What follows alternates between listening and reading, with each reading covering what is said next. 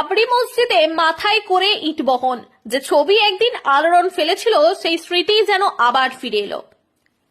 এবার হাওড়া জেলার গোবিন্দপুর সাহাপাড়ায় এক অভূতপূর্ব নজিরবিহীন দৃশ্য। নতুন মাদ্রাসা নির্মাণের স্বপ্নে একসাথে পথে নামলেন এলাকাবাসী। কেউ মাথায় করে ইট, কেউ হাতে হাতে সহযোগিতা।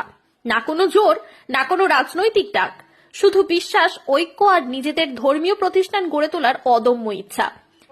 নওশাদ ভাই আর আব্বাস সিদ্দিকী ভাইয়ের নামে ৩,৫০০ টাকা দান করেছে। আল্লাহ পাক দানকে কবুল করুন।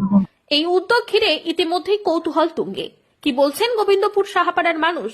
কেন নিজেরাই কাঁধে তুলে নিলেন মাদ্রাসা গড়ার দায়িত্ব? এই বিশেষ প্রতিবেদনে শুনে নেব সাধারণ মানুষের মুখে সেই আবেগ, সেই বার্তা যা ছুঁয়ে যাবে মন। জি আলহামদুলিল্লাহ, খুবই ভালো একটা দিনের জন্য মুফতি সাহেব যে মেহনতটা চালিয়ে যাচ্ছেন বা এলাকার মানুষদের জন্য যে মেহনতটা চালাচ্ছেন, এতে আমরা সকলেই খুশি এবং দিনের খুব উন্নত হবে।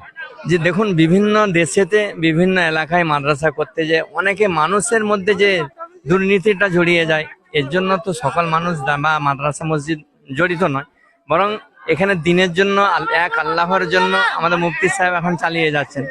এবারে এলাকা যদি জিনিসটাকে চালিয়ে যেতে যায়, অর্থাৎ মাদ্রাসাটাকে যে উন্নত করতে চায়, আলহামদুলিল্লাহ আশা করছি এই এলাকায় খুব উন্নত হবে এবং বাচ্চারাও মাদ্রাসায় পড়াশোনা করে দিনের প্রচার হবে, দিনের উন্নত হবে। যে আমার নাম মাহমুদুল হাসান চৌধুরী, আমি পাশের পাড়ায় এলাকা মসজিদে আছি। আল্লাহ রহমতে অনেকদিনই এখানে আছি, 18 বছরের মতন। তো এই পাড়াতে এরকম একটা পাশের পাড়ায় মাদ্রাসা যে হচ্ছে, এতে আমরা সকলেই খুশি এবং আমাদের প্রচেষ্টা এই মাদ্রাসাকে চালিয়ে যেতে হবে। ভালো খারাপ মন্দ সবকিছু দেখভাল আমাদেরকে এলাকার মানুষদেরকে দেখতে হবে। মাদ্রাসা হবে আমাদের গ্রামে গোবিন্দপুর সাপাড়ায়। আমি 13টা। আমি, আমার ভাগ্নি আর আমার মেয়ে। জি হবে। আমি ইতিপূর্বে ভিডিওর মাধ্যমে দেখছেন হয়তো যে বিভিন্ন মানুষ মাথায় ইট নিয়ে আসছে, বাচ্চারা ইট নিয়ে আসছে, মহিলারা বোকা ভাঁড় দিয়ে যাচ্ছে। বিভিন্ন মানুষ বিভিন্নভাবে আমাদেরকে সহযোগিতা করছে। তার কারণ হলো আজকে মাদ্রাসা মদিনাতুল উলুমের ভিত স্থাপনের দিন, যার কারণে মানুষ এত উদ্বেগ নিয়ে, আবেগ নিয়ে আমাদেরকে ভালোবাসা দেখাচ্ছে। এটা অ্যাকচুয়ালি নবীর প্রতি ভালোবাসা।